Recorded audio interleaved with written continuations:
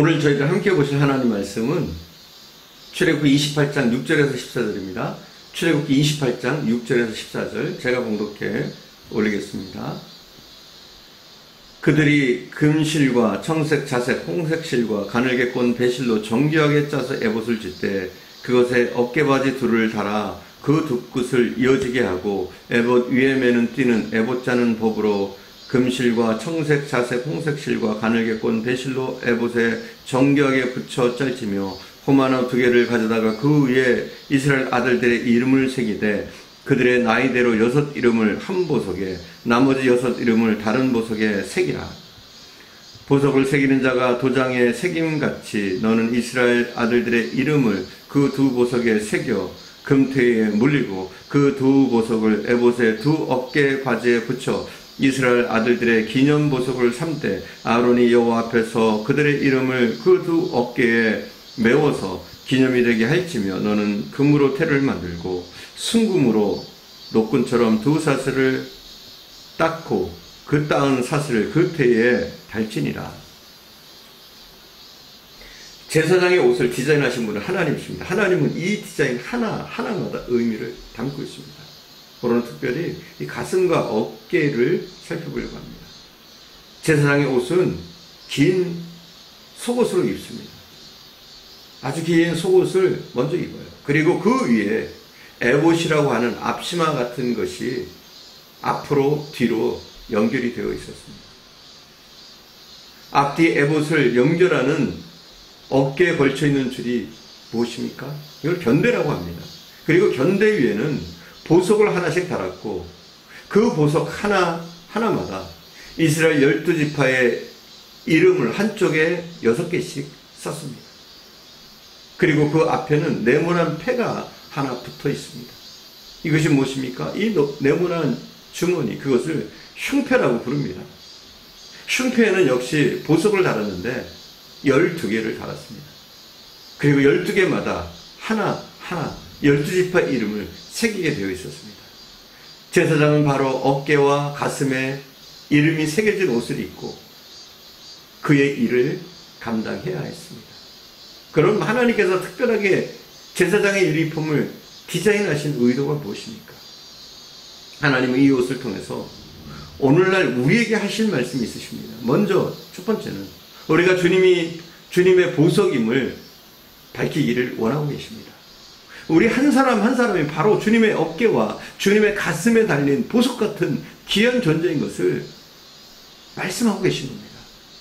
바로 우리가 이 제사장의 어깨에 달려있는 보석에 새겨진 존귀한 이름이라고 말씀하고 계십니다. 예수님은 우리 한 사람 한 사람 지금까지 어깨에 달린 보석처럼 메고 오셨습니다. 그런데 물어볼 것이 있습니다. 우리 이름이 언제부터 새겨진 이름이 되었습니까? 어느 날 갑자기 새겨진 이름이 아닙니다. 그것은 창세전부터 보석 위에 새겨진 이름이 바로 우리 성도들의 이름입니다. 에베소서 1장 4절 5절에 보면 이런 말씀이 있습니다. 곧 창세전에 그리스도 안에서 우리를 택하사 우리로 사랑 안에서 그 앞에서 거룩하고 흠이 없게 하시려고 그 기쁘신 뜻대로 우리를 예정하사 예수 그리스도로 말미암아 자기 아들들이 되게 하셨다. 뭐라고요? 이미 예수님은 창세전부터 그 어깨의 보석에 그 귀한 보석에 우리의 이름을 새겨 놓으셨다는 말씀입니다. 어쩌다가 우리를 만나신 것이 아니라 창세전에 이미 계획하시고 우리의 이름 하나하나를 새겨 놓으셨다는 겁니다. 그리고 죄악 가운데 헤매면서 고통 가운데 신음하고 있는 우리들을 친히 그 어깨로 구원하시기 위해서 이 땅에 오셨습니다. 그리고 그 어깨로 무거운 십자가를 짊어지시고 골고다의 산을 오르셨습니다. 하나님은 이 제사장의 복장을 통해서 우리에게 말씀하십니다. 너희는 바로 내 가슴 위에 빛나는 보석에 새겨진 이름처럼 귀한 존재다. 우리 하나님은 말씀하고 계시는 겁니다. 내 가슴에 달린 보석 같은 존재가 바로 너희들이라고 하나님 말씀하고 계시는 겁니다. 이사야서 49장 15절에 보면 이런 말씀이 있습니다. 여인이 어찌 그 젖 먹는 자식을 잊겠느냐? 자기 태어난 아들을 긍휼히 여기지 않겠느냐? 그들은 혹시 잊을지라도 나는 너를 잊지 아니할 것이다. 여인이 어떻게, 그 엄마가 어떻게 그 젖먹는 자식을 잊을 수가 있겠습니까? 절대로 잊지 않고 끝까지 기억하고 보호할 것입니다. 우리가 우리 하나님의 가슴에 달린 보석이라고 하는 말씀을 이해하기 위해서는 우리가 가슴의 기능을 이해해야 합니다. 우리 주님의 가슴으로 우리를 기억하고 있습니다. 그 주님의 가슴이 절대로 우리를 잊지 않으십니다. 주님의 가슴으로 우리를 사랑해 주신다는 말씀입니다. 우리는 하나님이 절대로 잊지 않는 존재, 하나님이 늘 기억하는 존재, 하나님이 늘 생각하는 존재, 하나님의 사랑, 하나님이 진정으로 사랑하시고 있는 복된 존재라는 사실을 우리가 믿음으로 고백할 수 있길 바랍니다. 주님은 항상 우리 가슴에 새긴 보석으로, 그 보석처럼 우리를 사랑하십니다. 어떤 유명한 작가가 있었습니다. 소설을 써서 돈을 많이 번 작가입니다. 새로운 소설을 거의 탈고해갈 무렵이었습니다. 좀 답답해서 밖으로 나갔는데 돌아와 보니 불이 붙어 있었습니다. 자기 집에 불이 난 겁니다. 자기 집은 3층으로 되어 있었는데 1층에는 그동안 책을 팔아서 번 돈이 금고 안에 있었습니다. 2층에 서재가 있는데 서재에는 방금 탈거하려고 하는 소설의 원고가 있었습니다. 그러나 3층에는 자기가 사랑하는 아들이 잠을 자고 있었습니다. 여러분, 이 사람이 제일 먼저 어디로 갔을까요? 어디로 뛰어갔을까요? 다 알지 않습니까? 볼 것도 없이 3층으로 뛰어 올라갔습니다. 돈이 보물이 아닙니다. 원고가 보물이 아닙니다. 가장 뜨겁게 가슴으로 사랑하는 자기 아들, 3층에 누워있는 그 아들이 가장 소중한 겁니다. 그 아이를 안고 밖으로 뛰어나왔습니다. 그는 다른 것은 생각할 겨를도 없었습니다.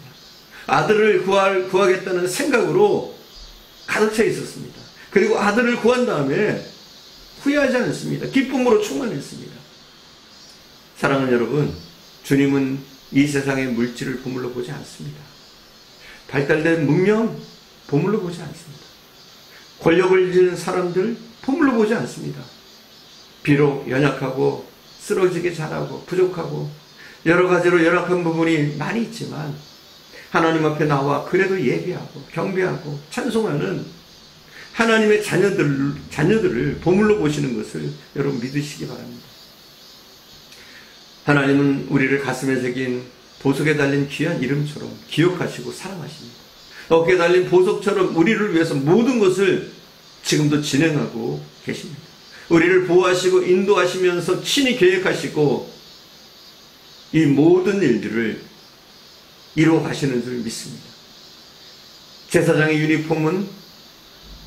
입었던 유니폼은 우리들에게 또 다른 면을 보여주고 있습니다. 우리의 대제사장이신 예수님의 옷이란 의미가 있지만 나가서는 바로 제사장 된 우리가 입을 옷인 것을 분명히 보여주고 있습니다. 왜냐하면 우리는 왕 같은 제사장들이기 때문입니다. 우리는 왕 같은 제사장입니다. 우리가 왕 같은 제사장이기 때문에 제사장의 옷은 반드시 우리가 입어야 할 옷이라고 하는 그 말씀입니다. 베드로전서 2장 9절 말씀에 보면 이런 말씀이 있습니다. 오직 너희는 택하신 족속의 왕 같은 제사장들이요 거룩한 나라요 나의 소유된 백성이니 이는 너희를 어두운 데서 불러내어 그 귀한 빛에 들어가게 하신 자의 아름다운 덕을 선전하게 하려 하십니다. 영원한 제사장의 옷을 우리에게 입히시고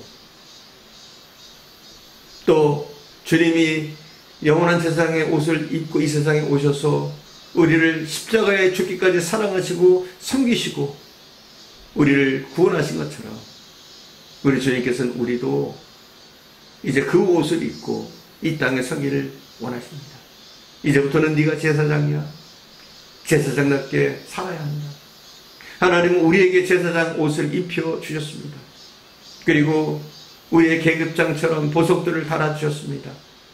우리의 가슴에 귀한 보석을 달아주셨습니다.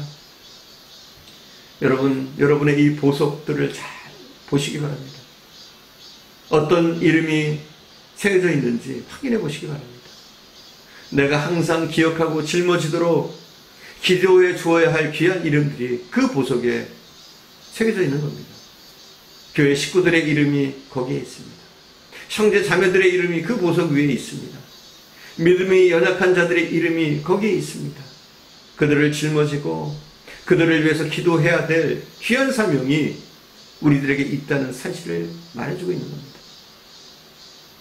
무엇보다 내가 주님께로 인도해야 될, 내가 바로 그 사람, 아직도 주님께로 나오지 않고 있기 때문에 내가 구원해야 될 그 사람의 이름, 그 이름이 기록된 것을 발견하시기 바랍니다.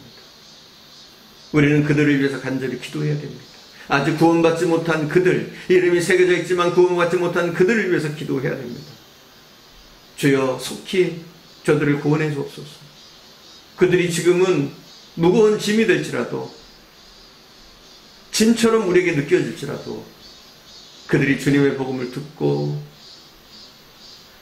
주님 앞으로 나오게 될 때 오히려 그 짐은, 우리가 졌던 그 짐은 우리의 계급장으로 변화되게 될 것입니다. 기도하겠습니다.